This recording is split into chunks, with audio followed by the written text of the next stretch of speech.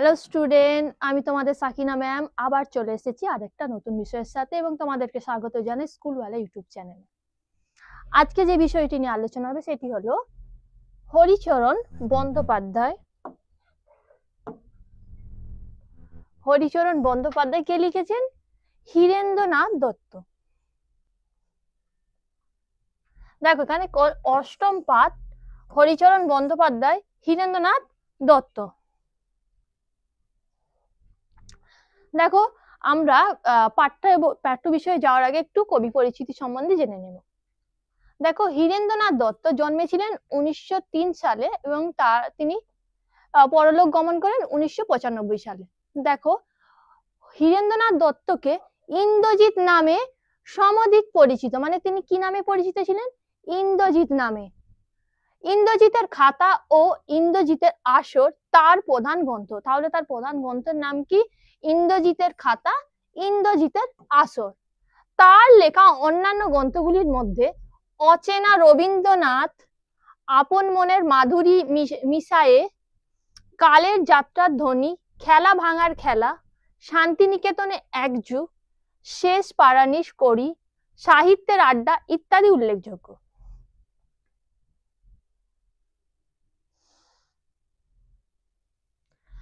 তাহলে আমরা কি করব? পাঠ্যাংশে যাওয়ার আগে একটু সংক্ষেপে বিষয়বস্তু সম্বন্ধে জেনে নেব। দেখো রবীন্দ্রনাথের ডাকে শান্তিনিকেতনে বিদ্যালয়ের কাজে যারা যোগ দিয়েছিলেন তারা সকলেই অসাধারণ ব্যক্তি ছিলেন এমন নয়। দেখো রবীন্দ্রনাথ ঠাকুর অনেকজনকে কি করেছিলেন? আহ্বান জানিয়েছিলেন, তবে তাদের মধ্যে যে সবাই অসাধারণ তা নয়। কিন্তু তাদের মধ্যে হরিচরণ বন্দ্যোপাধ্যায় ছিলেন অন্যতম অসাধারণ। কিন্তু তিনি হরিচরণ বন্দ্যোপাধ্যায়কেও আহ্বান জানিয়েছিলেন, তার মধ্যে তিনি ছিলেন একজন কি, মানে একজন ছিলেন অসাধারণ ব্যক্তিত্ব সম্পন্ন ব্যক্তি ছিলেন। রবীন্দ্রনাথের নির্দেশে তিনি জমিদারি সেরেস্তার কাজ ছেড়ে শান্তিনিকেতনে গিয়ে কি করেছেন? দেখো রবীন্দ্রনাথ তাকে যখন আহ্বান জানালেন, তখন তিনি কি করলেন? যে জমিদারি দপ্তরে কাজ করতেন, সেখান থেকে তিনি কোথায় গিয়েছিলেন? শান্তিনিকেতনে। কি করতে? বঙ্গীয় শব্দকোষ নামক অভিধান রচনায় প্রবৃত্তন। মানে বঙ্গীয় যে শব্দকোষ, মানে কি হচ্ছে? বাংলায় যে বাংলা ভাষায় ডিকশনারি, যে অনেক দেখবে যে বাংলা ভাষা থাকে, অনেক সংস্কৃত ভাষা থাকে যেগুলোর মানে আমরা জানি না, তো তেমনি দেখবো আমরা ইংলিশের যেমন ইংলিশ টু বেঙ্গলি ডিকশনারি দেখেছি, তেমনি এটা বাংলা ভাষার একটা ডিকশনারি। এর আগে বাঙালি সমাজে তিনি ছিলেন অপরিচিত, মানে এই সময়ের আগে, এই যে যখন তিনি অভিধান রচনা করেছিলেন, এর আগে তাকে কেউ চিনতেন না। তখন তার বয়স ছিল কম, কিন্তু তিনি ছিলেন অভিজ্ঞতায় সমৃদ্ধ। মানে কি হচ্ছে? দেখো তার বয়সটা কিন্তু কম ছিল, কিন্তু তার যথেষ্ট অভিজ্ঞতা ছিল। বিশ্ববিদ্যালয়ের পড়াশোনা পর্যন্ত নেই, মানে কি হচ্ছে? তার বিশ্ববিদ্যালয়ে যে পড়াশোনা তা ছিল না। তবু জহুরি রবীন্দ্রনাথের চোখে তিনি ধরা পড়ে যান। কিন্তু কি হচ্ছে? যেমন দেখো রত্নের মূল্য যেমন একটা জহুরি জানে, তো তেমনই ঠিক এখানে রবীন্দ্রনাথের চোখে কিন্তু যে হীরেন্দ্রনাথ বন্দ্যোপাধ্যায় কিন্তু রবীন্দ্রনাথের নজরে এসেছিল। পণ্ডিত বিধুশেখর শাস্ত্রী, সংস্কৃতজ্ঞ ক্ষিতিমোহন সেনের মতো হরিচরণ বন্দ্যোপাধ্যায়ের দিনের কাজের শেষে সংস্কৃত চর্চার মধ্য দিয়ে ক্রমে নিজেকে বিকশিত করেন। দেখো এখানে আরো নাম, দেখো এখানে বিধুশেখর শাস্ত্রী যেমন ক্ষিতিমোহন ছিলেন, তাদের মতো হরিচরণ বন্দ্যোপাধ্যায় ছিলেন একজন অন্যতম ব্যক্তিত্ব সম্পন্ন ব্যক্তি। তো কি হলো? এখানে তিনি কি করেছেন? যখন কাজ শেষ করতেন, দিনের একটা কাজ হয়, দিনের কাজ শেষ করার পরেও তিনি কি করতেন? যে কাজ শেষ করেও কিন্তু তিনি আবার যখন বাড়ি গিয়ে কি করতেন? অনেকে তো কাজ শেষে কি রেস্ট করে, যে আমার ভালো লাগছে না বলে সে শুয়ে থাকে, কিন্তু আমাদের এই হরিচরণ কি করতেন? তিনি সংস্কৃত চর্চা নিয়ে নিজেকে ব্যস্ত রাখতেন। এই বিষয়ের একটি পাণ্ডুলিপিও তার ছিল। পাণ্ডুলিপি মানে কি? দেখবে যেটা লেখা থাকে, দেখবে হাতে লেখা থাকে কিন্তু ছাপানো হয়নি, তো সেটাই। রবীন্দ্রনাথ এই শুনে তখন তাকে তার অসম্পূর্ণ সংস্কৃত প্রবেশ, দেখো সংস্কৃত প্রবেশ বলে রবীন্দ্রনাথ তখন একটা যখন পুস্তক লিখছিলেন, তো কি হচ্ছে? পুস্তকটি রচনার দায়িত্ব দিলেন, মানে এই রচনাতে তাকে যেন সে একটু সাহায্য করে, তো সেই দায়িত্বটা রবীন্দ্রনাথ ঠাকুর কাকে দিয়েছিলেন? হীরেন্দ্রনাথ বন্দ্যোপাধ্যায়কে। সরি সরি, হরিচরণ বন্দ্যোপাধ্যায়কে। কিন্তু তার উল্লেখযোগ্য কাজ অভিধান রচনা, মানে তার যে রচনার মধ্যে সবচেয়ে গুরুত্বপূর্ণ কোনটা, তার সবচেয়ে গুরুত্বপূর্ণ ছিল গ্রন্থ ছিল অভিধান যে রচনা, সেটি ছিল তার অত্যন্ত গুরুত্বপূর্ণ। এর সূচনা হয় 1312 বঙ্গাব্দ। দেখো মানে এটা শুরু হচ্ছে, দেখো বাংলা সাল অনুযায়ী 1312, কিন্তু ইংরেজিতে 1905 খ্রিস্টাব্দে তার, আর কাজটি শেষ হয়েছিল দেখো 1330 বঙ্গাব্দ, আর হচ্ছে ইংরেজিতে 1923। এই গ্রন্থ রচনার কাজে মুদ্রণের ব্যাপারে কিংবা প্রকাশের ব্যাপারে হরিচরণ বন্দ্যোপাধ্যায় সাহায্য পান মহারাজা মনীন্দ্র চন্দ্র নন্দী। মানে এই যে ছাপানোর এই কাজটা তো ছাপাতে গেলে তো কিছু টাকার প্রয়োজন, তো সেই ক্ষেত্রে কে তাকে সাহায্য করেছিলেন, তাকে সাহায্য করেছিলেন মহারাজা মনীন্দ্র চন্দ্র নন্দী। তিনি ছিলেন কাশেম বাজারের যে বহরমপুরে যেটা অবস্থিত সেখানকার মহারাজা। প্রাচ্যবিদ্যা নগেন্দ্রনাথ বসু মহাশয় কিংবা শান্তিনিকেতনের প্রাক্তন ছাত্র অনুরাগী শিক্ষিত ব্যক্তিদের থেকে, মানে দেখো এখান থেকে তো তিনি ছাপার ক্ষেত্রে তো মহারাজার থেকে সাহায্য পেলেন, তার সাথে সাথে দেখো এখানে যে প্রাচ্যবিদ্যা, প্রাচ্য মানে কি দেশীয়, যে দেশীয় ভাষায় যেসব শিক্ষাগুলো, সেগুলো কি হচ্ছে মহার্ণব, মানে হচ্ছে যে মহাসাগর একটা, সেখান থেকে কি হচ্ছে নগেন্দ্রনাথ বসু মহাশয় যেমন তাকে সাহায্য করেছিল, সাথে সাথে যে শান্তিনিকেতনের আরো মানে আগে প্রাক্তন যে ছাত্রগুলো ছিল, আবার যারা মানে শান্তিনিকেতনের প্রতি যাদের ভালোবাসা ছিল এবং শিক্ষিত ব্যক্তিদের থেকে তিনি কি ছিলেন, মানে সাহায্য পেয়েছিলেন এটি ছাপানোর জন্য। অভিধানটির মুদ্রণ কাজ শেষ হয় 1352 বঙ্গাব্দ এবং 1945 খ্রিস্টাব্দে, অর্থাৎ 1312 থেকে 1352 খ্রিস্টাব্দের মধ্যবর্তী 40টি বছর হরিচরণ অভিধান নিয়ে এত খুঁটিনাটি কাজ করে যা তাকে উন্নীত করেছে সম্মানের উচ্চ শিখরে। দেখো তিনি 40টি বছর কি করেছেন, ওই অভিধান রচনায় তিনি তার জীবনটাকে পুরো দিয়ে দিয়েছিলেন, তো যার ফলে তাকে উচ্চ মর্যাদায় সম্পন্ন করেছিলেন। কলিকাতা বিশ্ববিদ্যালয় থেকে তিনি পান সরোজিনী স্বর্ণ পদক এবং বিশ্বভারতী বিশ্ববিদ্যালয় থেকে পান দেশিকোত্তম উপাধি। এই দেশিকোত্তম মানে কি, ডক্টর অফ লিটারেচার, যাকে বাংলাতে কি বলা হচ্ছে, যে এই বিশ্বভারতী বিশ্ববিদ্যালয়ে তাকে কি ভাষায় কি বলা হচ্ছে, দেশিকোত্তম।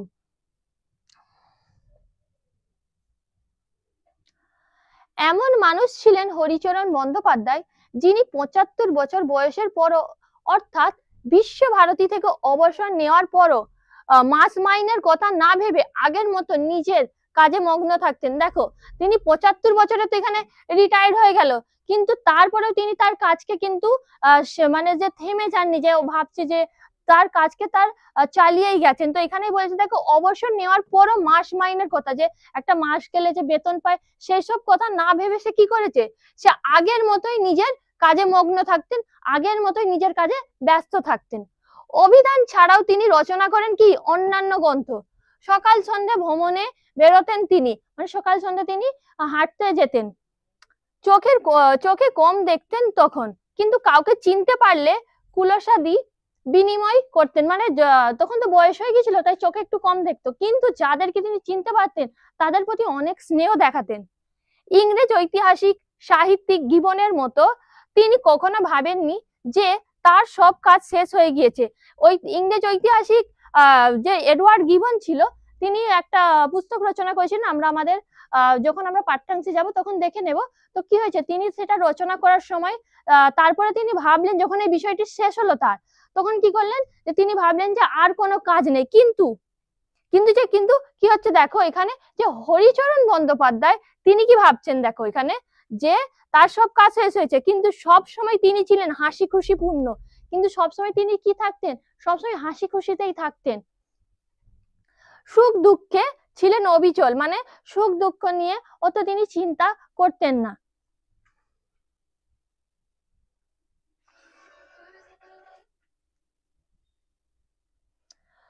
শান্তিনিকেতন বিদ্যালয়ের প্রথম যুগে যারা রবীন্দ্রনাথের আহ্বানে বিদ্যালয়ের কাজে এসে যোগ দিয়েছিলেন তারা সকলেই অসাধারণ ব্যক্তি।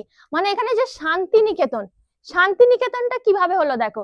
প্রথমে কি হচ্ছে, রবীন্দ্রনাথ ঠাকুরের পিতা মহর্ষি দেবেন্দ্রনাথ ঠাকুর 1863 খ্রিস্টাব্দে কি হচ্ছে, রায়পুরের যে জমিদার ছিলেন তার থেকে কি করেছিলেন, তার থেকে জমিটা নিয়েছিলেন ইজারায়, বার্ষিক ইজারায় তিনি কিনে নিয়েছিলেন।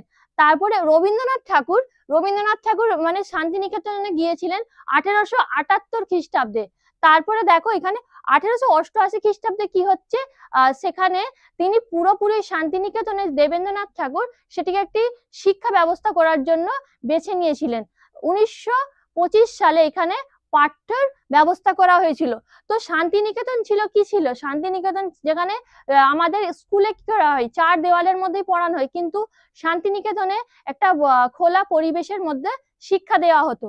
তো সেখানে কি বলা হচ্ছে যে শান্তিনিকেতন বিদ্যালয়ের প্রথম যুগে যারা রবীন্দ্রনাথের আহ্বানে বিদ্যালয়ের কাজে যোগ দিয়েছিলেন তারা সকলেই অসাধারণ ব্যক্তি ছিলেন। এমন কথা বলবে না, কেউ বলবে না যে সবাই যে অসাধারণ ছিল তা নয়। তবে দেখো একজন অবশ্যই অসাধারণ ছিলেন, তো তাদের মধ্যে অসাধারণ ছিলেন 2-4 জন, তাদের কথা আলাদা। যে মানে যারা একটা অসম্পূর্ণ ব্যক্তিত্ব সম্পন্ন তাদের কথা মানে একটা আলাদা একটা। কিন্তু অন্যান্যদের বেলায় কথা নির্বিবাদে বলা যেতে পারে যে বিদ্যায় বুদ্ধিতে তাদের সমকক্ষ ব্যক্তির অভাব দেশে তখনও ছিল না, এখনো ছিল না। মানে কোনো তর্কে না গিয়ে মানে যে বিদ্যা ব্যক্তি যে অভাব মানে এখনো নেই, তখনও ছিল না। অথচ নিজ নিজ ক্ষেত্রে এরাও অনেকেই অসাধারণ কৃতিত্বের পরিচয় দিয়েছেন। তবে এরা আবার একটা যে দেখবে অনেকে শুধু পড়াশোনা করতে পারলে যে কিছু জীবনে করবে তা নয়, তাদের মধ্যে এমন গুণ থাকে, এমন ট্যালেন্ট থাকে যার দ্বারাই তারা তাদের ইতিহাসের পাতায় নাম গড়তে পারে। এরা স্বেচ্ছায় এমন সব কার্যভার স্বহস্তে গ্রহণ করেছিলেন। এখানে স্বহস্তে মানে কি, নিজ হাতে, মানে স্বেচ্ছায় মানে নিজের ইচ্ছায়। আজকের সাংসারিক বুদ্ধিসম্পন্ন ব্যক্তিরা যাকে হঠকারিতা বলে মনে করবেন। মানে কি হচ্ছে, তারা কি করতো, তাদের জীবনে কোনো একটা সময় বিরতি না নিয়ে তারা নিজের মতো একভাবে এক সাধনায় কাজ করে যেত। তো যারা সংসারের নিয়ে ভাবে তারা কি করবে, কাজ থেকে তারা বাড়ি এসে কি করবে, একটু ধীর শান্ততে ঘুমিয়ে পড়বে, আর কিছু করবে না। কিন্তু না, এইসব মানুষরা কি করতো, তারা কি করতো, কোনো জীবনে না বিরতি নিয়ে তারা এক সাধনায় কাজ করে যেতেন। মনে হবে আপন সাধ্য সীমা ভুলে গিয়ে তারা সাধ্য অতীতের স্বপ্ন দেখেছেন। মানে কি হচ্ছে, তারা একটা নির্দিষ্ট সময় ওইসব না ভেবে যে সাধ্যের অতীত সেটি এড়িয়ে কি করছে, তারা তাদের স্বপ্ন দেখেছেন, তাদের স্বপ্নের জন্য তারা কাজ করে চলেছেন। কিন্তু শেষ পর্যন্ত সকল অবিশ্বাসকে মিথ্যা প্রতিপন্ন করে আপন সাধনায় সিদ্ধি লাভ করেছেন। মানে যারা মনে করতে যে কিছু হবে না, কিন্তু তাদেরকে সব মানে ভুল প্রমাণ করে তারা কি করেছে, তারা মানে নিজ তপস্যায় তারা তাদের সিদ্ধি লাভ করেছেন। বাস্তবিক পক্ষে তারা যেভাবে কাজ করেছেন তাকে একমাত্র সাধনা নামেই অভিহিত করা যায়। মানে তারা যে কাজ করতেন একভাবে, যে এক মনোযোগে কাজ করতেন, তাকে একটা সাধনাই বলা যায়, তাকে একটা তপস্যাই বলা যায়। মাস মাহিনের চাকুরি দ্বারা এ জাতীয় কাজ কখনোই সম্ভব নয়। যারা দেখবে একটা কাজের জন্য নির্দিষ্ট টাকা পায়, তারা কি ভাববে যে আমরা কেন বেশি করবো, আমি যদি বেশি করি এর থেকে তো আমাকে কেউ বেশি টাকা দেবে না। তো তাই বলা হচ্ছে যে যারা মাস মাইনেতে কাজ করে তারা এরকম কাজ করবে না।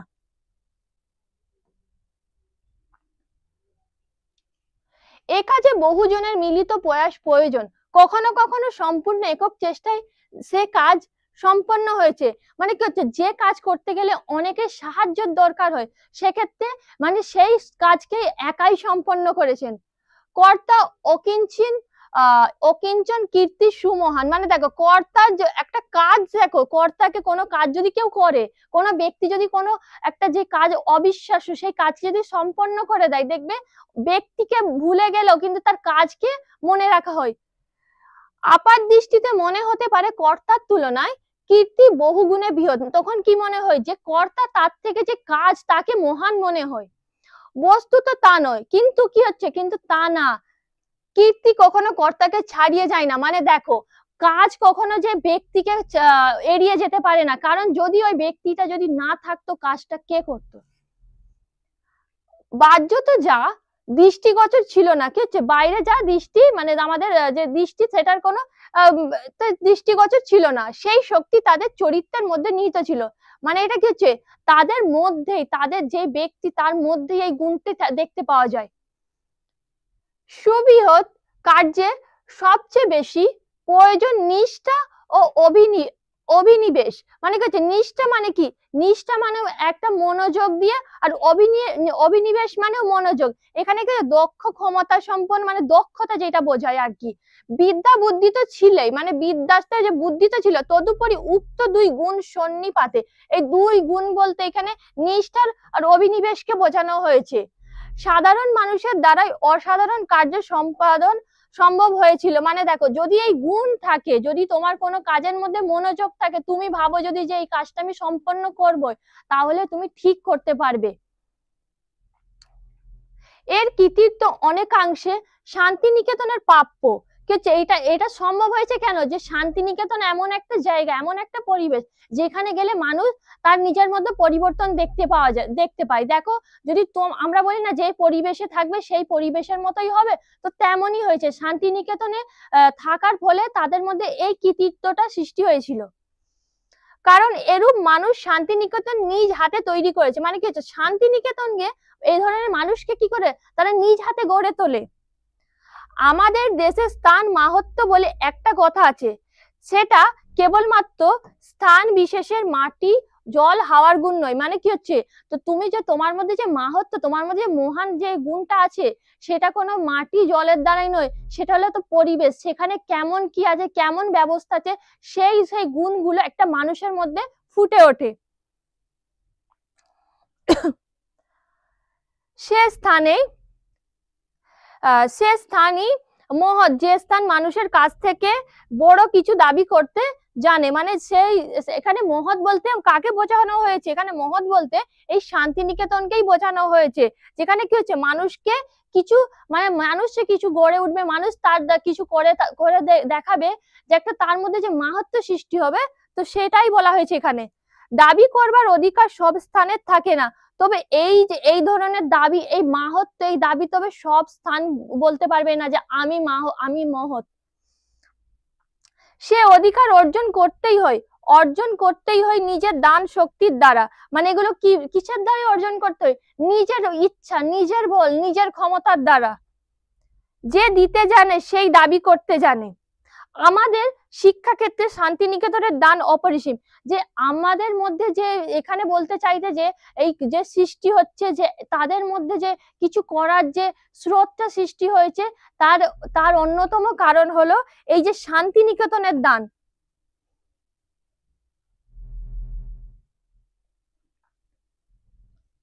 শান্তিনিকেতনই দেশকে প্রথম শিখিয়েছেন যে বিদ্যালয় কেবলমাত্র বিদ্যাদানের স্থান নয়। মানে কি হচ্ছে, যে এখানে যেমন স্কুলে যেমন শুধুমাত্র বইয়ে যেটুকু থাকে সেইটুকুই পড়ানো হয়, তা নয়, তার বাইরেও কিছু জানা উচিত আমাদেরকে।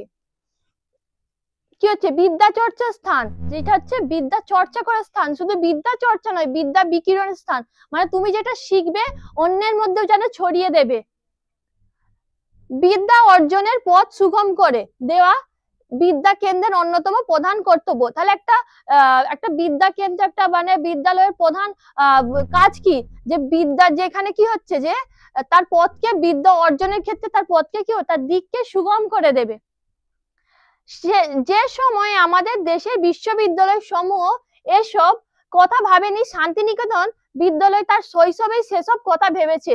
মানে দেখো, বিশ্ববিদ্যালয় যে কথা ভাবতে পারেনি, যে কথা বুঝতে পারেনি যে আমাদের কিভাবে পড়ানো উচিত, সেই কথা দেখো শৈশবে, তার শিশুকাল বা ছোট্টতেই শান্তিনিকেতন সেই বিষয়টি ভেবেছেন, এবং সেজন্যই নিজেকে প্রস্তুত করেছে, এবং সেই হিসাবে নিজেকে তৈরি করেছে।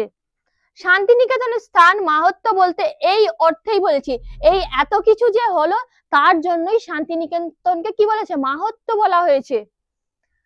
এছাড়া রবীন্দ্রনাথ নিজের সর্বশক্তি নিয়োগ করেছিলেন। কি করেছেন, রবীন্দ্রনাথ স্বয়ং নিজের সর্বশক্তিকে নিয়োগ করেছিলেন এর মধ্যে, শান্তিনিকেতনের সেবায়। তো শান্তিনিকেতনের সেবায় রবীন্দ্রনাথ নিজের শক্তিকে প্রয়োগ করেছিলেন। সেই জোরে তিনি যাদের আহ্বান করেছিলেন তাদের কাছ থেকে নিঃসংকোচে সর্বশক্তি নিয়োগের দাবি করতে পেরেছিলেন। মানে যাদেরকে আহ্বান করেছিলেন তো তাদেরকে তিনি আহ্বান করে কোনো ভুল করেনি, তাদের মধ্যে তারা সেই কাজটা করে দেখাতেও পেরেছিলেন। হরিচরণ বন্দ্যোপাধ্যায় মশাই যখন রবীন্দ্রনাথের নির্দেশে বঙ্গীয় শব্দকোষ রচনায় প্রবৃত্ত হন, তখন বঙ্গীয় পণ্ডিত সমাজে তিনি সম্পূর্ণ অপরিচিত ছিলেন। মানে তাকে যখন রবীন্দ্রনাথ এই যে বাংলা ডিকশনারি লেখার দায়িত্ব দিয়েছিলেন, তখন তাকে কি হতো, পণ্ডিত যে এই সমাজ তাকে চিনত না। বয়সে নবীন, কম বয়সী, অভিজ্ঞতায় অপ্রবীণ, মানে অভিজ্ঞতা তার অনেক ছিল। বিশ্ববিদ্যালয়ের যাটুকু পর্যন্ত নেই, মানে তিনি বিশ্ববিদ্যালয়ে যায়নি। প্রামাণিক কোনো গ্রন্থ রচনা করে পাণ্ডিত্যের পরীক্ষায় উত্তীর্ণ হয়নি, মানে তিনি এমন কোনো গ্রন্থ রচনা করেনি যাকে লোকে চিনবে।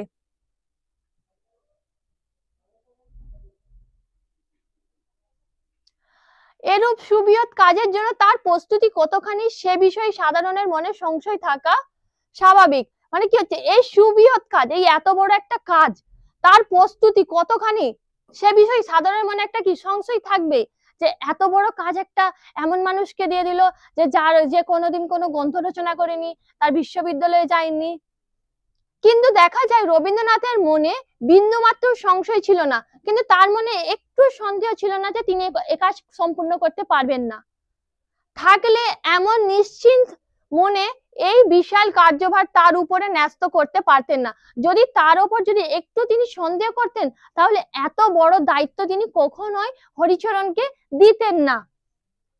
এই সম্পর্কে একটি কথা অনেক সময় আমার মনে হয়েছে, শান্তিনিকেতনের প্রথম যুগে রবীন্দ্রনাথের অধ্যাপক নির্বাচন অনেকটা যেন শেক্সপিয়ারের প্লট নির্বাচনের মতো। যে শেক্সপিয়ার যেইভাবে কোনো মানে তার যে তিনি যে লেখাগুলো লিখেছেন, তার মধ্যে যে একটা একটা মানে সৌন্দর্য ফুটে উঠেছে, তো তেমনই এখানে রবীন্দ্রনাথকেও তার সাথে তুলনা করা হয়েছে। হাতের কাছে যেমন তেমন একটা গল্প পেলেই হতো, শেক্সপিয়ার চোখ বুঝে তাকে গ্রহণ করেছেন, মানে তিনি যেই গল্প পেতেন তাকেই তিনি গ্রহণ করে নিতেন। প্রতিভাবনের হাতে ছাই ধরলেও সোনা হয়ে যায়, মানে কি হচ্ছে, যিনি গুণী, যার জ্ঞান আছে, যার মধ্যে অনেক মানে একটা লেখার বলে পাণ্ডিত্য আছে, তো কি হবে, তো তার হাতে মানে ছাই, মানে একটা ছায়াও থাকে, সেটা সোনার রূপ ধারণ করবে। অত্যন্ত শীর্ণ বিবর্ণ কাহিনী ও রক্ত মাংস অস্থি মজ্জার সংযোগে পরিপুষ্ট হয়ে উঠেছে। মানে এখানে বলতে চাইতে যে একটা যেই কাজে একটা মানে গল্পের মধ্যে যার মধ্যে কোনো কিছুই ভালো নেই, একটা বিবর্ণ শীর্ণ বিবর্ণ কাহিনী, তাকে রক্ত মাংস অস্থি মজ্জার মধ্যে মানে যুক্ত করে দিতে পারে। রঙের রসে পূর্ণতা লাভ করেছে, একটা রঙের রসের মধ্যেও পরিপূর্ণ হয়ে উঠেছে। নিষ্প্রাণ কাহিনী প্রাণের স্পন্দনে অপূর্ব বিষয়ে পরিণত হয়েছে। পণ্ডিত সমালোচকদের মতো মূল কাহিনীতে শেক্সপিয়ার ঐশ্বর্যের আভাস মাত্র ছিল না। মানে কি হচ্ছে, এখানে কি বলতে, যে পণ্ডিত সমালোচকদের মতে তাদের কি হচ্ছে, মূল কাহিনীতে শেক্সপিয়ারের কোনো ঐশ্বর্যের মানে ঐশ্বর্যই দেখা যায়নি। অবশ্যই এমন হওয়া অসম্ভব নয় যে একমাত্র শেক্সপিয়ারের কবি দৃষ্টিতে সেই সব শীর্ণ কাহিনীর অনুচ্চারিত সম্ভাবনাটুকু ধরা পড়েছিল।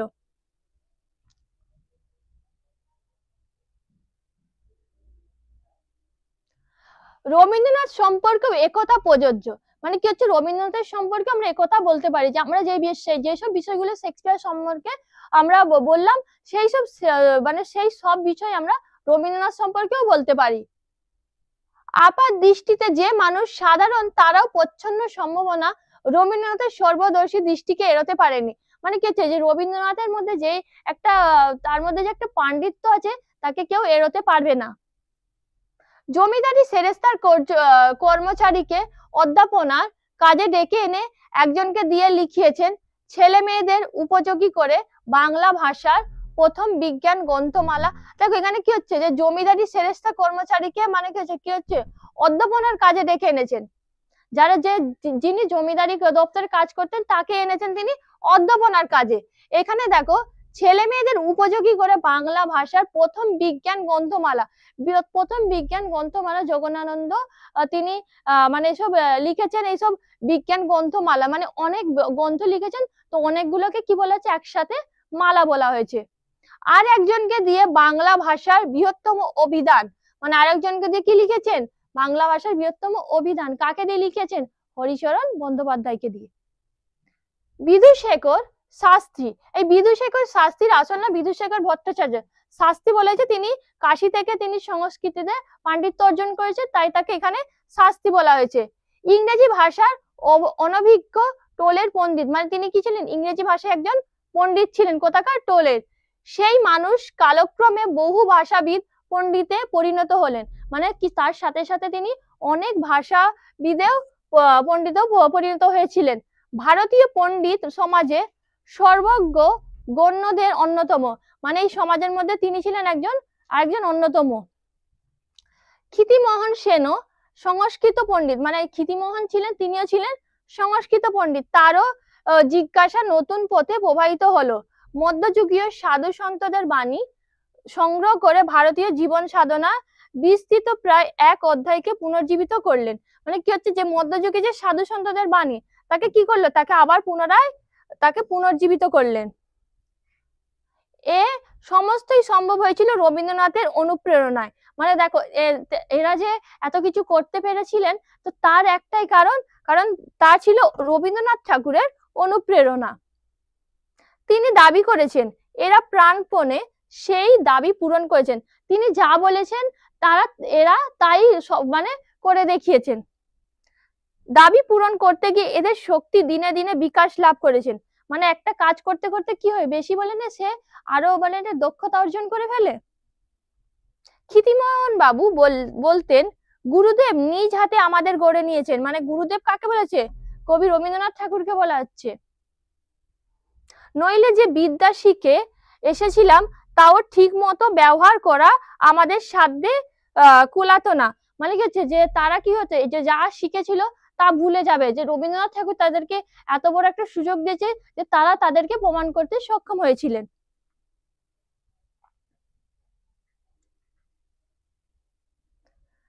রবীন্দ্রনাথ যে চোখ বুঝে এদের গ্রহণ করেছিলেন এমন নয়, চোখ মেলেই করেছিলেন। মানে এদেরকে যে শুধু নিয়ে নিয়েছে তা না, এদেরকে যথেষ্ট ভাবে দেখেছেন, বুঝেছেন, তাই গ্রহণ করেছিলেন। মানুষ যাচাই করবার বিশেষ একটি রীতি তার ছিল। মানে তার মধ্যে এমন একটা গুণ ছিল যে তিনি সহজেই বুঝতে পারতেন যে মানুষ কে কোন মানুষ কেমন। প্রথমেই দেখে নিতেন দৈনন্দিনের দাবি মিটিয়ে মানুষটির মধ্যে উদ্বৃত্ত কিছু আছে কিনা। মানে যে তারা যে একটা সারাদিনের যে কাজ হয়, যেটা প্রয়োজন, সেটা কাজটা সম্পন্ন করার পর দেখবে আমরা টাইম বলে দিই যে 10টা থেকে কেউ 7টা পর্যন্ত, কেউ 8টা পর্যন্ত কাজ করে, তারপরে কি করে, আর কোনো কাজ করে না, সে বাকি টাইমটা রেস্ট করতে ব্যস্ত হয়ে পড়ে। কিন্তু দেখবে অনেকে আছে যারা তাদের কাজ সম্পন্ন করার পরেও যে অবসর টাইমটুকু তারা পায়, সময়টুকু পায়, তাকেও কাজে লাগায়। তো রবীন্দ্রনাথ ঠাকুর সেটাই দেখেছিলেন। রবীন্দ্রনাথের সারা জীবনের সাধনা উদ্বৃত্তের সাধনা। মানে তার যে সাধনাটা, তার যে তপস্যাটা ছিল, সেটা উদ্বৃত্তের তপস্যা ছিল। সংসারের 15 আনা মানুষই 8 পৌরে তাদের দিয়ে নিত্য দিনের গৃহস্থলীর কাজটুকু শুধু চলে। দেখো এখানে যে সংসারে যে 15 আনা মানুষ, 8 পৌরে মানে সাধারণ, তাদের দেখেছে যে গৃহস্থলীর কাজটুকু মানে শুধু করবে, সেইটুকুই যাদের চলে, বাড়তি কিছু দেওয়ার মতো সম্বল এদের নেই। মানে কি হচ্ছে, যে সংসারে যেটুকু প্রয়োজন সেইটুকুই করবে, তার বেশি এরা করবে না। জমিদারি মহল্লা পরিদর্শন করতে গিয়ে আমিনের সেরেস্তায় নিযুক্ত হরিচরণকে জিজ্ঞেস করেছিলেন দিনে সেরেস্তার কাজ করো, রাত্রে কি করো। দেখো এখানে যে আমিনের কাছে যে সেরেস্তায় যে দপ্তরে তিনি কাজ করতেন, তাকে কি করছে, এই হরিচরণকে জিজ্ঞাসা করেছিলেন যে তুমি যে দিনেতে তো এই যে জমিদারি সেরেস্তার কাজ করো, রাতে কি করো। হরিচরণ সসংকোচে বলেছিলেন সন্ধ্যাবেলায় তিনি একটু সংস্কৃতের চর্চা করেন। দেখো তাহলে সন্ধ্যাবেলায় সে কি করে, সংস্কৃত চর্চা করেন। একখানা বইয়ের পাণ্ডুলিপিও প্রস্তুত আছে। মানে একটা বইয়ে যে লেখা থাকে, যাকে ছাপানো হয়নি কিন্তু লেখা হয়েছে, সেটাও তার কাছে তৈরি আছে। পাণ্ডুলিপিটি চেয়ে নিয়ে দেখে নিলেন, মানে পাণ্ডুলিপিটি নিয়ে দেখলেন মানুষ কিভাবে অবসর যাপন করে, তাই দিয়ে তার প্রকৃত পরিচয়। মানে দেখবে অনেকে কি করে, যেই সময়টুকু পায় সেই সময়টুকু তিনি নষ্ট না করে তাকেও কাজে লাগায়। তো সেটাই দেখেছিলেন হরিচরণের মধ্যে।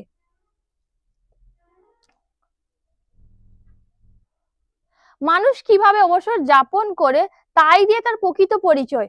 যার মধ্যে উদ্বৃত্ত কিছু নেই তার অবসর কাটে না। মানে যার মধ্যে যদি কোনো কিছু করার ইচ্ছা না থাকে তাহলে সে দেখবে বেশি কিছু করতেই পারবে না, যেটুকু করে তার মধ্যেই সীমাবদ্ধ থেকে যাবে। ওই সামান্য বাক্যলাপ থেকেই হরিচরণ বাবুর ভবিষ্যৎ সম্ভাবনাটি কবি দেখতে পেয়েছিলেন। মানে এখান থেকে বুঝেছিলেন যে মানে হরিচরণ বন্দ্যোপাধ্যায়ের মধ্যে একটা অন্যরকম একটি আমরা কৃতিত্ব মানে দেখতে পেয়ে তাকে কি করেছিলেন যে এত বড় একটা দায়িত্ব দিয়েছিলেন রবীন্দ্রনাথ ঠাকুর। এই কারণেই অত্যল্প কাল মধ্যে ম্যানেজারের নিকট নির্দেশ এলো তোমার সংস্কৃতজ্ঞ কর্মচারীটিকে শান্তিনিকেতনে পাঠিয়ে দাও। মানে দেখো এখানে যে ম্যানেজার ছিল তার কাছে রবীন্দ্রনাথ ঠাকুর নিজেই যে অনুরোধ টাইপই বলতে পারো যে করেছে যে তোমার যে সেরেস্তারে যে কাজ করে, যে কর্মচারীটি কাজ করে, তাকে কোথায় পাঠিয়ে দিতে বলেছিলেন? শান্তিনিকেতনে।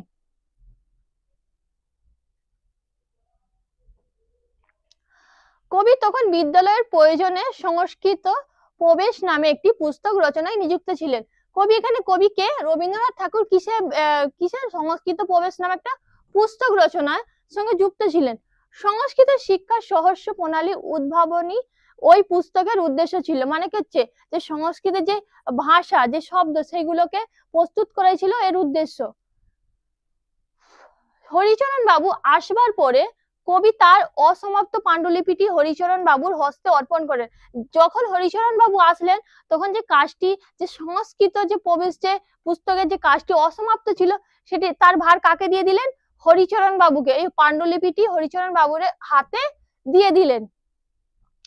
অধ্যাপনা কার্যের অবসরে তিনি কবির নির্দেশ মতো ওই পুস্তক রচনা সমাপ্ত করেন। মানে যাকে রবীন্দ্রনাথ ঠাকুর যে কাজটি দিয়েছিলেন তার নির্দেশ মতোই কাজটি তিনি সম্পন্ন করেছিলেন। 1309 সালে অর্থাৎ বিদ্যালয় প্রতিষ্ঠার বৎসর কাল মধ্যেই হরিচরণ বাবু শান্তিনিকেতনের কাজে যোগ দিয়েছিলেন। কর্মনিষ্ঠার দ্বারা অল্পকাল মধ্যে নিঃসন্দেহে রবীন্দ্রনাথের শ্রদ্ধা আকর্ষণ করেছিলেন। মানে কি হচ্ছে, তাকে যে কাজটা রবীন্দ্রনাথ ঠাকুর দিয়েছিলেন তিনি সেটা করে সম্পন্ন করা কি হয়েছিল, তার কি হচ্ছে কর্মনিষ্ঠার দ্বারা অল্পকালের মধ্যে কি হচ্ছিল, তার মধ্যে একটা যে মানে শ্রদ্ধাও সৃষ্টি হয়েছিল। নতুবা কাজে যোগ দেওয়ার পর 2 বছর অতিক্রান্ত হতে না হতেই 37-38 বছরের এক যুবককে ওই সুবৃহৎ অভিধান রচনার কার্যে আহ্বান করতেন না। মানে কি হচ্ছে, কি বলতে চাইতেন, তিনি যদি তাকে যদি মানে ওই যে একটা কাজ দিয়েছিলেন তাকে সম্পন্ন করেছিলেন কে? হরিচরণ বাবু। তো এখানে কি বলতে চাইছে যে 2 বছর অতিক্রান্ত হতে না হতে যে অভিধানটা, এক যুবককে যে সুবৃহৎ অভিধান রচনার কার্যে আহ্বান করতেন না, তিনি বুঝে সুঝেই তাকে দিয়েছিলেন। এই বিষয়টি তিনি জানতেন যে সে এটাকে যথেষ্ট মানে সময়ে সমাপ্ত করতে পারবে। অপরপক্ষে শান্তিনিকেতনে বসবাসের শুরু থেকে বিদ্যাচর্চা যে উৎসাহ এবং উদ্দীপনা তিনি বোধ করেছেন সে কথা আত্মপরিচয় প্রসঙ্গে হরিচরণ বাবু নিজ মুখে ব্যক্ত করেছেন। সুতরাং রবীন্দ্রনাথের প্রস্তাব তার কাছে দেবতার আশীর্বাদের মতো মনে হয়েছে। মানে দেখো যে তাকে যে এত বড় একটা দায়িত্ব দিয়েছে, তাকে সম্পন্ন করেছিল, তো তাকে যে চিনতে পেরেছে তার মধ্যে এত একটা গুণ আছে, তো তার জন্য কি করেছেন তিনি, রবীন্দ্রনাথ ঠাকুরের যে প্রস্তাবটা দিয়েছিলেন তাকে তিনি কি মনে করেছেন, যেন ঈশ্বর তাকে আশীর্বাদ করেছেন। এটা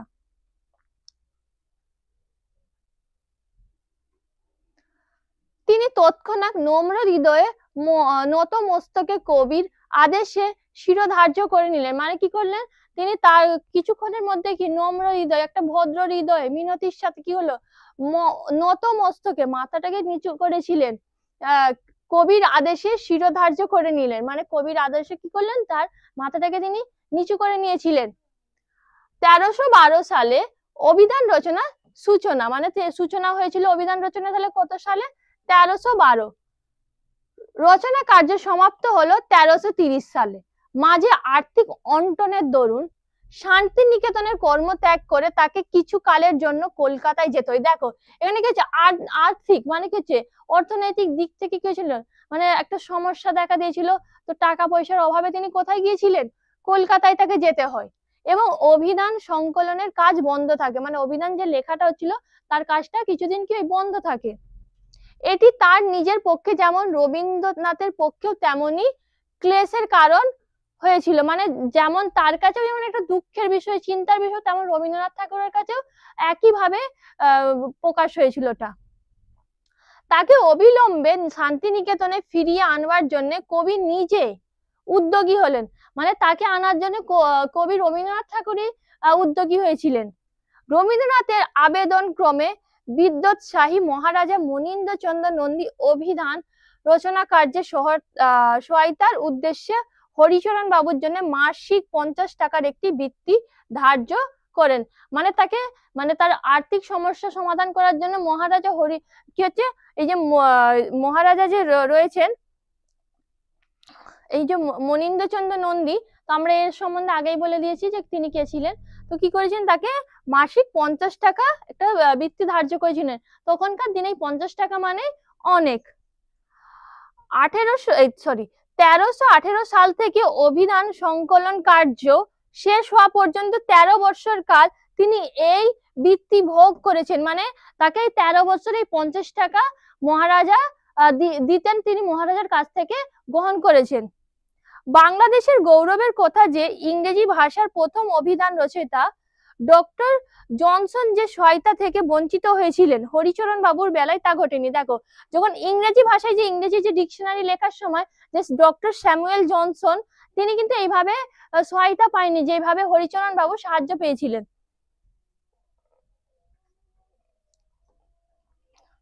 মহারাজের মহানুভবতার কথা শেষ পর্যন্ত কৃতজ্ঞ চিত্তে স্মরণ করেছেন। মানে কি হচ্ছে, মহারাজা যে এত বড় তাকে যে উপকার করেছেন, তাকে তিনি কি করেছেন, দেখবে কেউ যদি তোমাকে যদি উপকার করে তাকে কি ভোলা উচিত না, তাকে সব সময় তোমার স্মরণে রাখা উচিত, কারণ অসময়ে যে তোমার সাথ দেয় সেই তো তোমার আসল সঙ্গী।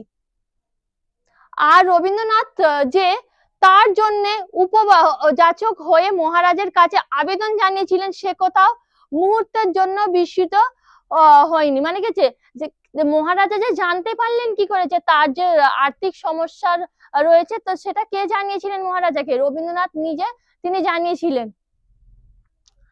মুদ্রণ কার্য শুরু হওয়ার পূর্বেই মহারাজা মনীন্দ্রচন্দ্রের মৃত্যু হয়। দেখো, যে মুদ্রণ কার্য ছাপা হওয়ার আগেই মনীন্দ্রচন্দ্রের মৃত্যু হয়ে গিয়েছিল। যার সহায়তার অভিধান রচনা সম্ভব হলো, তাকে স্বহস্তে একখণ্ড অভিধান কৃতিত্ব তার অর্ঘ্য স্বরূপ অর্পণ করতে পারেনি। মানে তিনি ভেবেছিলেন যে ছাপার পর নিজে থেকেই মহারাজার হাতে তুলে দেবেন, কিন্তু তিনি তা করতে পারেননি। এই দুঃখটি শেষ পর্যন্ত তার মনে ছিল। মানে এটা এই দুঃখটা তার মনে আজীবন কাল থেকে ছিল। 105 খণ্ডের সমাপ্ত অভিধান মুদ্রণ শেষ হওয়ার পূর্বে রবীন্দ্রনাথও বিদায় নিলেন। মানে যে 105 খণ্ডে যে মুদ্রণ, মানে যে এটা ছিল অভিধান রচনাটা ছিল, সেটা যে ছাপা হওয়ার আগেই দেখো রবীন্দ্রনাথ ঠাকুরও বিদায় নিয়েছিলেন। হরিচরণ বাবুর করুণ উক্তি, যিনি প্রেরণাদাতা, যার অভিষ্ট সেই গ্রন্থ তিনি স্বর্গতম। দেখো, মানে যার জন্য তিনি একটা এত বড় দায়িত্ব পেয়েছিলেন, যে যার জন্য তিনি নিজেকে চিনতে পেরেছিলেন, দেখো আজকে তিনি এই জগতে নেই, তিনি স্বর্গে আগত হয়ে গেছে। তার হাতে এর শেষ খণ্ড অর্পণ করতে পারেনি। মানে তিনি চেয়েছিলেন যে শেষ খণ্ডটা তিনি রবীন্দ্রনাথ ঠাকুরের হাতে অর্পণ করবেন, কিন্তু তা পারেননি। কিন্তু হরিচরণ বাবুর সম্পর্কে রবীন্দ্রনাথের ভবিষ্যৎবাণী মিথ্যা হয়নি। কিন্তু একটা হরিচরণ বাবুর সম্পর্কে রবীন্দ্রনাথ ঠাকুর একটা ভবিষ্যৎবাণী করে গিয়েছিলেন। কি বলেছিলেন? মহারাজের বৃত্তি লাভ ঈশ্বরের অভিপ্রেত অভিধানের সমাপ্তির পূর্বে তোমার জীবন নাশের শঙ্কা নেই।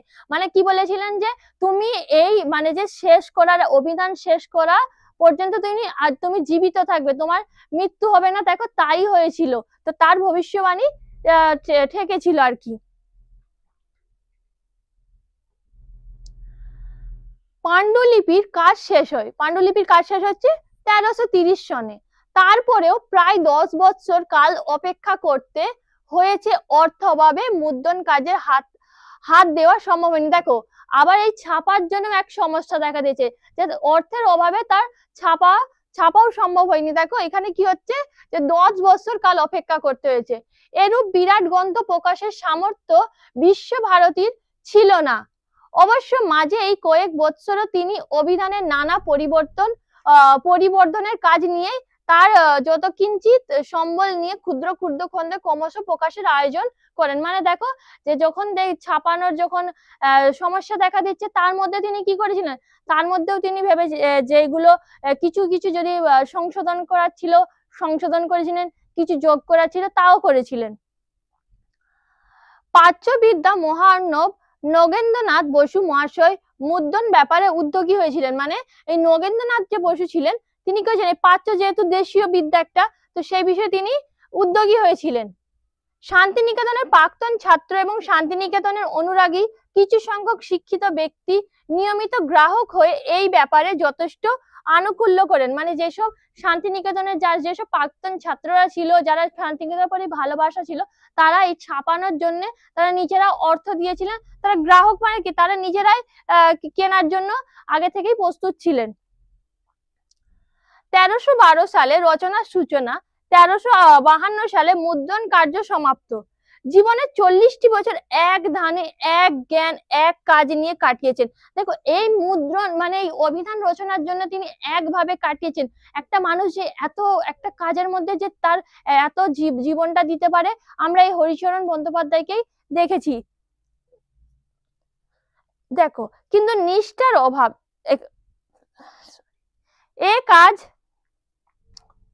এ কাজ মহাযোগীর জীবন।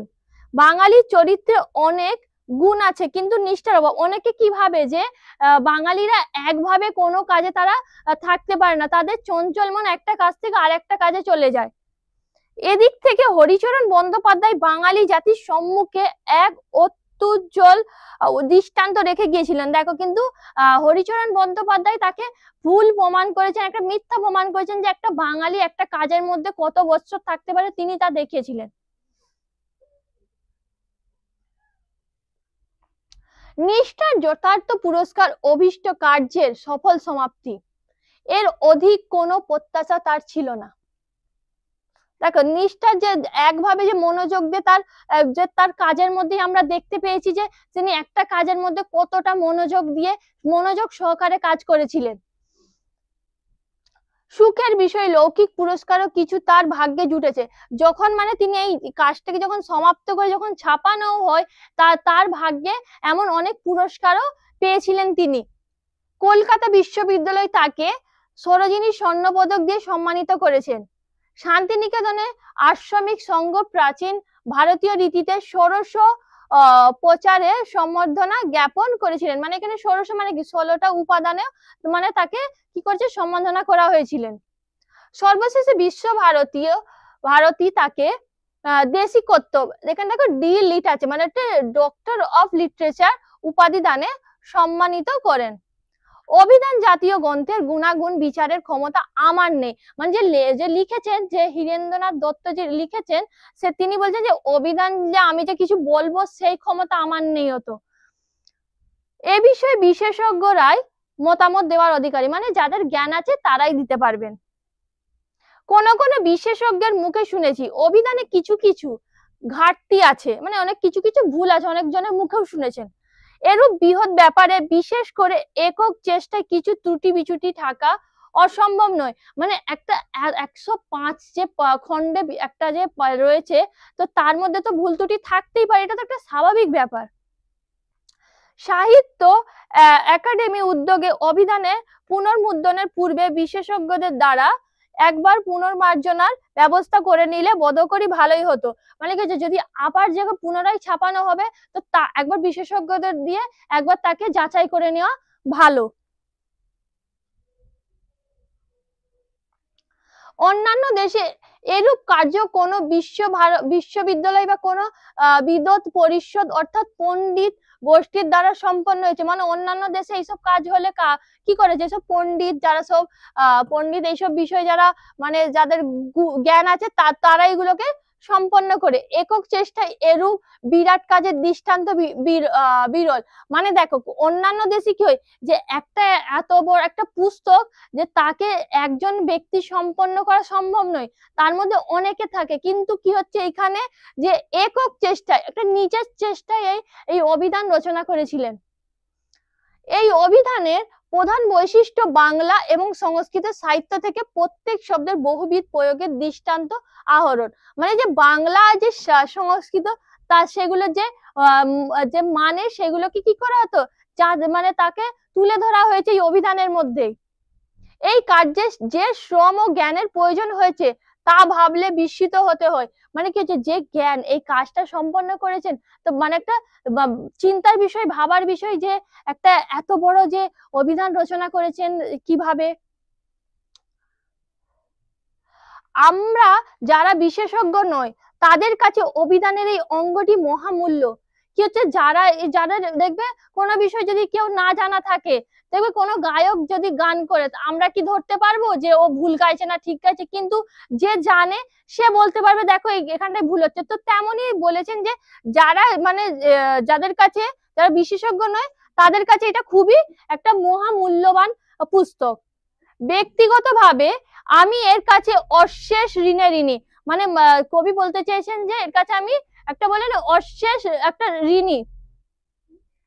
আমি যখন শান্তিনিকেতনের কাজে যোগ দিই তখনও অভিধানের মুদ্রণ কার্য শেষ হয়নি। মানে যখন লেখক যখন এই শান্তিনিকেতনে যোগ দিয়েছিলেন তখনও কিন্তু এই অভিধানের যে তখন এই মুদ্রণ কার্য কিন্তু শেষ হয়নি। লাইব্রেরি গৃহের একটি অনতি প্রশস্ত প্রকোষ্ঠে তাকে নিবিষ্ট মনে কাজ করতে দেখেছি। মানে এই যে অনতি প্রশস্ত মানে কি, একটা একটা ছোট্ট মতো ঘরের মধ্যে চার দেওয়ালের মধ্যে কিছু এক মনে তিনি কাজ করেছেন, তা দেখেছিলেন। প্রথম যুগের কর্মীদের সম্পর্কে দ্বিজেন্দ্রনাথ ঠাকুর, এই দ্বিজেন্দ্রনাথ ঠাকুর হলেন দেবেন্দ্রনাথ ঠাকুরের বড় ছেলে, রবীন্দ্রনাথ ঠাকুরের বড় ভাই মহাশয়, একটি করে চৌপদী লিখে দিয়েছেন। মানে এই প্রথম যুগের কর্মীদের সম্পর্কে তিনি একটা চৌপদী মানে চারটি বাক্যের মানে একটা পদ তিনি লিখেছেন। একান্ত মনে কাজে মগ্ন হরিচরণ বাবুকে দেখে তার সম্পর্কিত শ্লোকটি আমার মনে পড়ে যেত। মানে হরিচরণ বাবুকে দেখে ওই শ্লোকটি তার মনে পড়তো।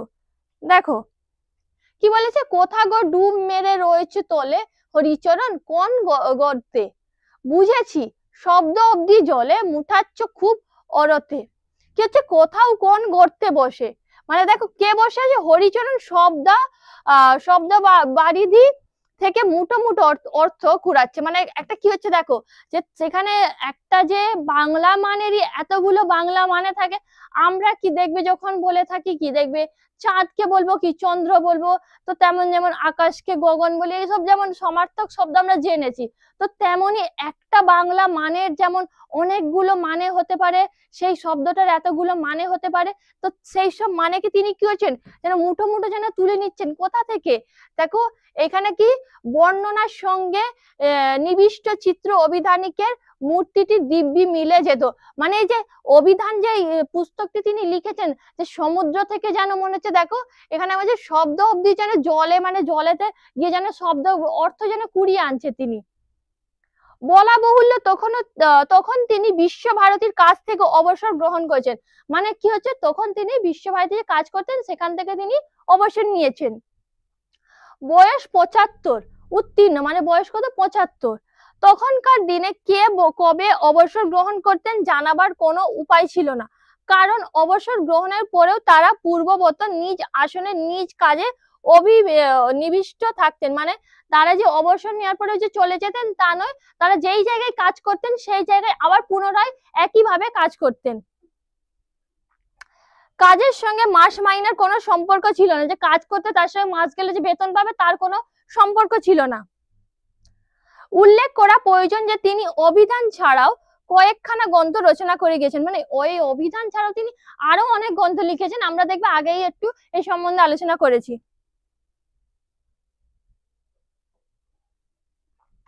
অভিধান মুদ্রণ শেষ হওয়ার পরেও তাকে নিত্য দেখেছি। মানে যখন এই মুদ্রণটা শেষ হয়ে গেছে, লেখাটা শেষ হয়ে গেছে, তখন আমরা তাকে একইভাবে দেখেছি। প্রাতঃ ভ্রমণ এবং সান্ধ্য ভ্রমণ নিত্য কর্ম ছিল। মানে কি সকালে এবং সন্ধ্যাবেলা তিনি হাঁটতে তাকে দেখেছে। পথে দেখা হলে ক্ষীণ দৃষ্টিবশত সব সময় লোকজন চিনতে পারতেন না। মানে কি যেহেতু বয়স হয়ে গেছেন তাই তিনি মানুষকে চিনতে পারতেন না।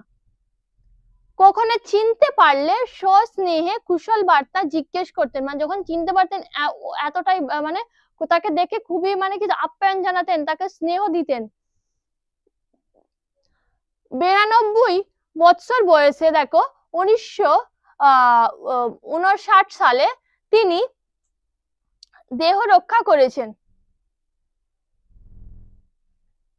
মানে কি হচ্ছে দেখো, এই তারিখে তিনি কি হচ্ছে পরলোক গমন করেছেন। শেষ পর্যন্ত মস্তিষ্কের শক্তি, দেখো শেষ পর্যন্ত মস্তিষ্কের শক্তি অটুট ছিল, মানে যে তার কিন্তু মস্তিষ্কে কোনো কিন্তু সমস্যা, তখনও তার মাথা কিন্তু একইভাবে কাজ করতো। শেষ বয়সে তাকে দেখলে একটি কথা প্রায় মনে হতো। ইংরেজ ঐতিহাসিক তথা ঐতিহাসিক গিবন তার the decline and fall of the Roman empire নামক গ্রন্থের রচনা সমাপ্ত করে বলেছিলেন, হঠাৎ মনে হলো জীবনের সব কাজ ফুরিয়ে গেছে, কিছু আর করবার নেই। মানে তিনি যখন এই গ্রন্থটা লিখেছিলেন, তো কত বছর ধরে লিখেছিলেন? 12 বছর ধরে লিখেছিলেন। তিনি শেষ করার পর ভেবেছিলেন যে আর কিছু করার নেই, কিন্তু কি হচ্ছে এখানে দেখো, মনে খুব একটা অবসাদের ভাব এসেছিল। গিবন উক্ত গ্রন্থ প্রণয়নের দীর্ঘ 12 বছর কাল একান্ত মনে নিযুক্ত ছিলেন, আর হরিচরণ বাবু জীবনের 40 বছর কাল অন্যান্য মনা হয়ে এক কাজে মগ্ন ছিলেন। মানে কোনো ডিপ্রেশনে না গিয়ে তিনি একইভাবে এই কাজটির মধ্যে যুক্ত ছিলেন। কর্ম বা অবাসনে তার মনের অবস্থা কেমন হয়েছিল জানতে কৌতূহল হতো। মানে মানে সেই সময় তার মনের যখন কর্ম থেকে তিনি অবসর নিয়েছিলেন, তার অবস্থা কেমন ছিল খুব জানতে উৎসুকতা দেখা দেয়। যখনই দেখেছি তাকে প্রসন্ন চিত্র বলেই মনে হতো। মানে কি যে জানো, একটা আনন্দপূর্ণ ব্যক্তি। এরূপ সাধক মানুষের মনে কোথাও একটি প্রশান্তি বিরাজ করে, মানে একটা মনের মধ্যে একটা শান্তি বিরাজ করে যেন। এজন্য সুখে দুঃখে কখনো তারা বিচলিত হন না।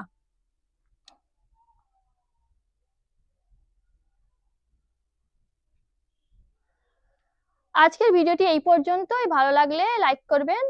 আবার দেখা হবে নতুন আরেকটি বিষয়ের সাথে। Thank you so much.